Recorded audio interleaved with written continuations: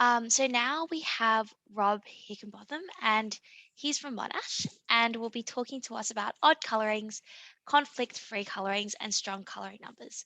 So Rob, take it away.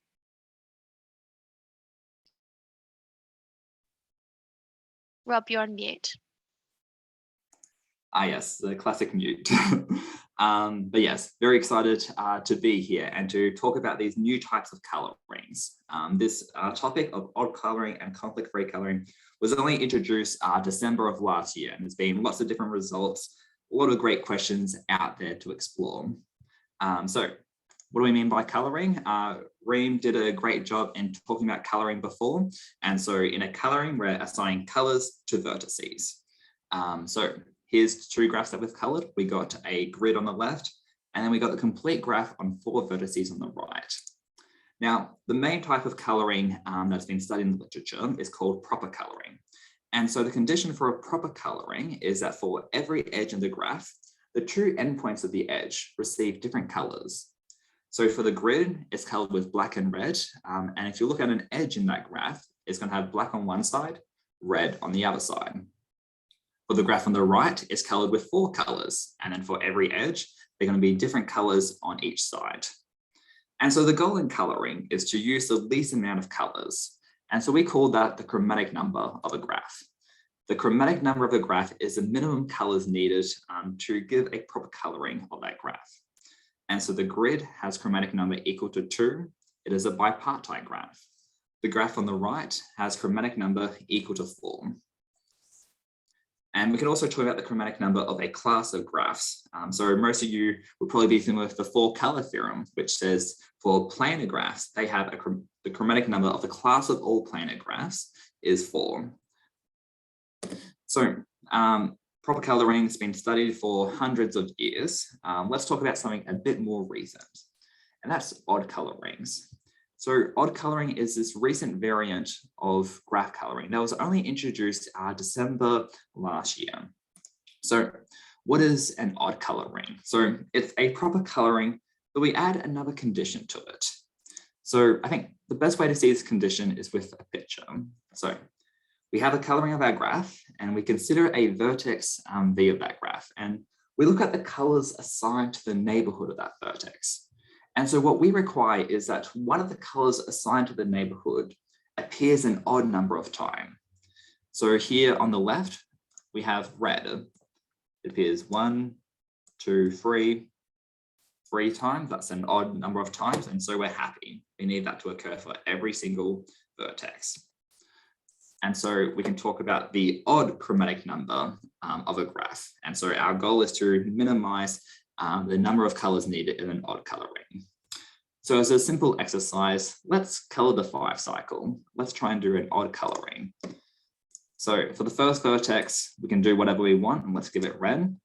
Now we go to the neighbor on the left. Because it's a proper coloring, it needs to be different than red. So let's just make it purple. Now we can go around to the next color down here. So it must be different from purple, but also must be different from red, because if we color red down here, then the purple guy is going to be next to 2 reds, and there's no color that appears an odd number of times. So we'll make that orange. Then going around again, this also needs to be a new color for a similar reason. If we make it purple, then the orange guy is going to be next to 2 purple. And if we make it red, then this guy is going to be next to 2 reds. And so finally, this last guy here needs a different color for similar reasons, as otherwise we're going to break these constraints. So a 5 cycle needs 5 colors to do an odd coloring of it. And so the chromatic number of a 5 cycle is equal to 5. And so we can also talk about this for a graph class. So that's odd coloring. Conflict-free coloring is very similar. And so for a conflict-free coloring, we don't require a color to appear an odd number of times. We require a color to appear exactly once. So here's a picture. We have our vertex B. We look at the neighborhood, and there's this guy purple that appears exactly once. And so we're happy. And so we have the conflict-free chromatic number, And then we can also talk about the conflict-free chromatic number of a graph class. So these are the new colorings that have been recently introduced.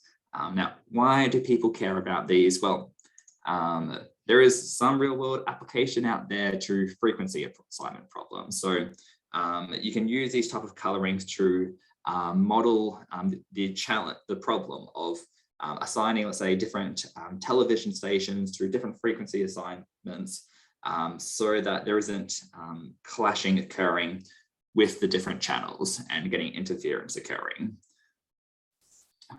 So there's a survey paper on this topic called Models and Solution Technique for Frequency Assignment Problems, if you care about those real world applications. But I'm not an applied mathematician, I'm a pure mathematician. And so I enjoyed more theoretical type questions.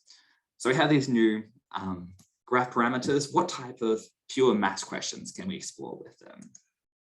So I think the first natural type of question is, can we determine the odd chromatic number and the conflict-free chromatic number for various natural graph classes? So for instance, planar graphs. What is the odd chromatic number of planar graphs? What is its conflict-free chromatic number? Another direction is understanding how these properties behave under different graph operations. If we subdivide a graph, what happened to the odd chromatic number?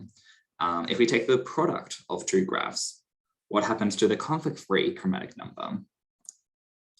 We can also try and work out what is like the largest natural graph class such that the odd chromatic number or the conflict-free chromatic number is bounded. Finally, we can think, how do these parameters relate to other graph parameters? So say there's some like top mathematicians and they've been doing a lot of work on this like graph parameter beta, and they've got really interesting results about this graph parameter beta. If we can show that the odd chromatic number is at most this graph parameter beta, then all their results apply directly to the odd chromatic number. And so we can just ride the wave of what all these smart people have done by just making that one little connection, and then all those results apply to the odd chromatic number. So in this talk, I'm mainly going to be focusing on the last two points. Those are where my results are in, but let me just mention the results so far for planar graphs and what do we know there. So we had the 4-color theorem, which was initially the 4-color conjecture. We now have the 5 odd coloring conjecture, which says for the class of planar graphs, their odd chromatic number is equal to 5. So we already have a lower bound from the 5 cycle that needs 5 colors to do a odd coloring of it. What do we know about the upper bound? So in the first paper on this topic, they showed the upper bound is 9, and then that was recently improved to 8. And then that has also been recently improved from the setting of odd colorings to the stronger setting of conflict-free colorings. And so we know that the conflict-free chromatic number of planar graphs is at most 8. And so it's an interesting open problem now to sort of close that gap. Can we improve the lower bound, or can we improve the upper bound and try and get them to meet? But I won't talk about planar graphs much further. I'm going to talk about subdivisions now. So how does the odd chromatic number behave under subdivisions? Let's consider the one subdivision of a complete graph. This graph is bipartite. We have the high degree vertices and the low degree vertices. The high degree vertices form an independent set, and the low degree vertices form an independent set. So this graph is bipartite. Now, how many colors do we need to do an odd coloring of it?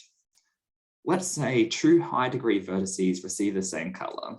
Say this guy here is colored blue, and this guy here is colored blue. Now, let's think about this vertex in the middle. We look at its neighborhoods, and only the color blue is assigned, but there's no color that appears an odd amount of times. And so this creates an issue. This is a contradiction. It's not an odd coloring if 2 high degree vertices receive the same color.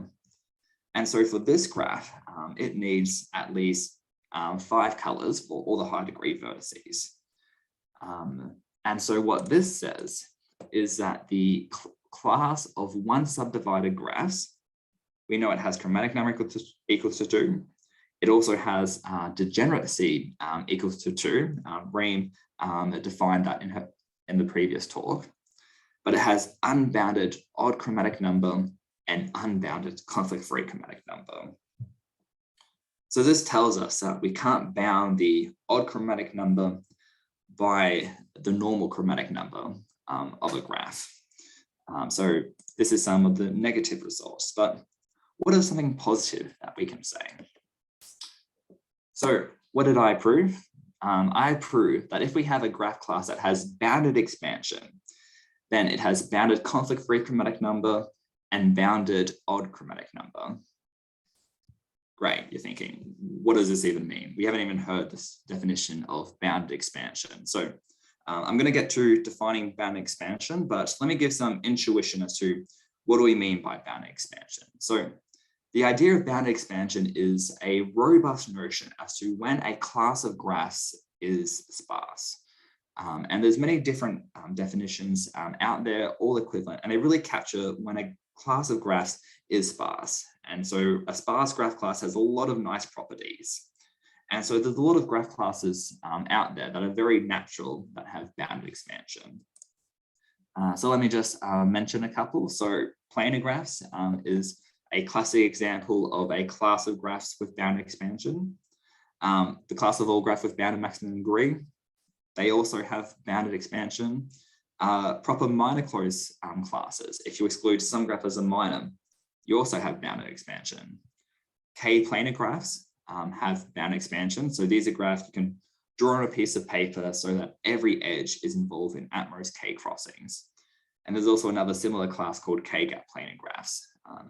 And strongly sublinear separators, if you've heard of that term, that's these classes of graphs are quite important in algorithmic graph theory. And there's a bunch of other of these graphs out there that have bounded expansion. And so what my result says is that all of these classes of graphs, their conflict-free chromatic number is bounded and their odd chromatic number is bounded. So this is a very general class of graph that captures really a lot of nice and interesting graph classes. And so now we know that all of them have bounded conflict-free chromatic number and bounded odd chromatic number. So let me move on now to actually defining bounded expansion. And so there's many different definitions out there. The one that I'm going to use uses something called generalized coloring numbers. And so this notion generalizes the idea of the degeneracy of a graph. So we put our vertices into a linear order. And so we say a vertex U is 4 reachable from a vertex V, or S reachable, if U is to the left of V, and there is a path from V to U where all the internal vertices are to the right of V. So we have this path here. The internal vertices are all to the right of V. It has S minus 1 internal vertices, so 3 internal vertices. That is the maximum that we allow. And so this vertex U is 4 reachable from this vertex V. And so we define something called the S coloring number. And so this is, we're trying to minimize the number of vertices that are S reachable from a given vertex V. And so that's called the S coloring number. And so this notion, this definition may take a while to get some intuition as to what's going on here, but you can think of it as a generalization of the degeneracy of a graph. And it really helps captures like the sparsity of a graph if they do have bounded S coloring numbers. So now we can define bounded expansion. And so a class of graphs has bounded expansion if the S coloring number is bounded for every graph in that class. So there's a function that only depends on S that bounds the S coloring number for every graph in that class. And this definition gives us a very robust understanding of classes of graphs with bounded expansion. So what exactly did I prove to get our main result? I showed the following. For every graph, we can bound the conflict-free chromatic number by the second coloring number of that graph multiplied by 2. And so because classes of graph with bounded expansion have bounded second coloring number, it follows that all of those classes of graph I mentioned earlier have bounded conflict-free chromatic number. And since the conflict-free chromatic number is an upper bound for the odd chromatic number, they also have bounded odd chromatic number as well. So for the rest of my talk, I'm going to do a brief proof sketch of this. So how do we go about proving it? We need to consider this linear ordering of the vertices, and then we need to define different sets that are of interest to us. So all the things I'm going to be talking about is with respect to this vertex V here. This vertex V here. So the first set that we are interested in are the vertices that are too reachable from V. So that means from V, there's a path that has at most one internal vertex to the right of V that ends at these guys on the left. And so if we see these colored guys here, these 4 color guys, each of these guys are too reachable from V. They're either the left neighbor of V, or they're the path that takes one jump to the right that ends there. Second set of guys we need to define are the left neighbors of V. So from the vertex V, what are the guys that are directly to the left of it? And here we have these 2 purple guys are the left neighbors of V. Next thing we need to define is the leftmost neighbor of a vertex. So consider the vertex U here. We look at the neighbors of U and we think which one is to the furthest to the left. And that is this guy here. That is the leftmost neighbor of U. Now, to mention the leftmost neighbor of a vertex doesn't have to be to the left of that vertex. So for this vertex X here, it only has one neighbor. And so its leftmost neighbor is all the way here on the right. The last set we need to define is the set of the leftmost neighbors of the vertices that are to the left of V. So we have 2 vertices that are to the left of V, these guys here. And so the vertices that are the leftmost to these 2 guys is this guy here, and also V itself. These are the 2 guys that are to the left of V. Now, notice X of V, this set is bounded by the second coloring number of G. L of V, this guy is also at most the second coloring number of G. And so Y is going to be at most L of V. So that means, so the union of X, this X set and the Y set, not including the vertex V, is going to be at most the true coloring number of G minus 1. And so what we can do is we can greedily color from left to right, where for each vertex V, we just avoid this X set of vertices and the Y set of vertices and just the colors assigned to that. And so my claim is that for every vertex, its leftmost neighbor receive a unique color. So to show this, we only need to consider 3 cases. What are these cases? So let's consider the first guy. We have our vertex V, and we have the leftmost neighbor of V here. And then let's say that another vertex U assigned to the same color as pi of v? Well, in this case, pi of v is true reachable from u through this path here. And so that means pi of v is in this x of u set. And so that is a contradiction. These guys shouldn't receive the same colors. Similar for case 2, if u and pi of v receive the same color, then for v, v is a left neighbor of u, and so u should receive a different color from the leftmost neighbor of v, a contradiction. Finally, for case 3, pi of v is the leftmost neighbor of v, and v is a left neighbor of u. And so that means u would have received a different color from pi of v. And so this follows that this coloring procedure gives us a conflict-free chromatic number, a conflict-free coloring.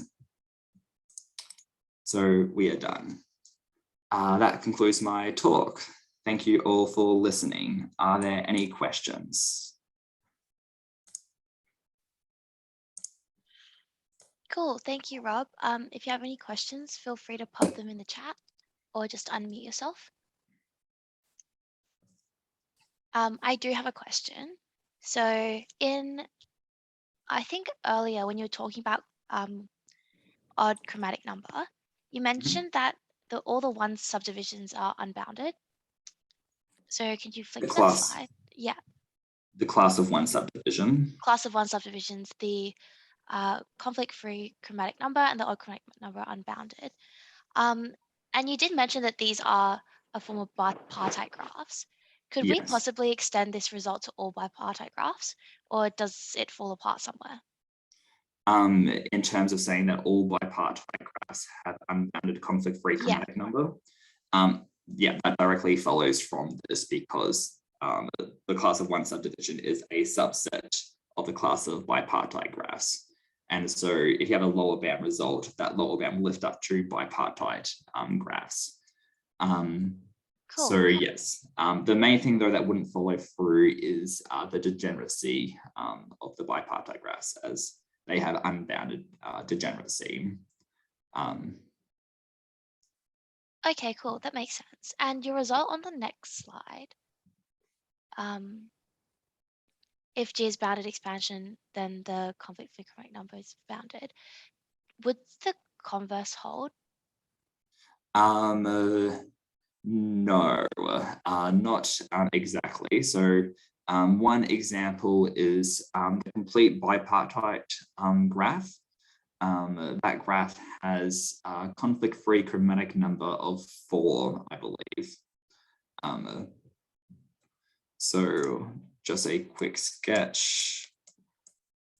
So you have the complete bipartite graph that can be 4-colored with bounded conflict-free chromatic number. And so the class of the complete bipartite graphs, take every single one of them, that does not have bounded expansion, as it's not a very sparse graph class. But there is a part, I think there could be something you could sort of show, like if there's some behavior under subdivisions, then you might be able to get a characterization. And so one other definition of bounded expansion is, I think it's saying if every shallow minor has bounded chromatic number, then you can define bounded expansion in that way. So there are characterizations out there that could be pushed, and I didn't go too much into trying to see what are the directions to push my results, because I was just trying to get the paper out as soon as possible, because I think the following week someone got a similar result to what I did, so just wanted to be the first one to get the result out. Very fair. This is really interesting and cool. Thank you for answering my question. Does anyone else have any other questions?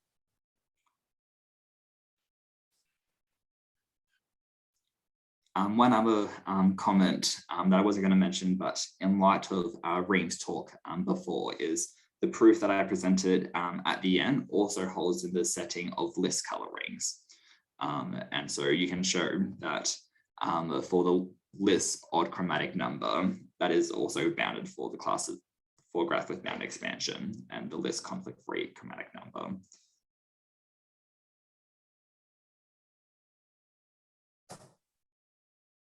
Very nice. So it looks like we don't have any other questions, but if you do think of something, please pop it in the thread underneath Rob's video, which will be posted very shortly.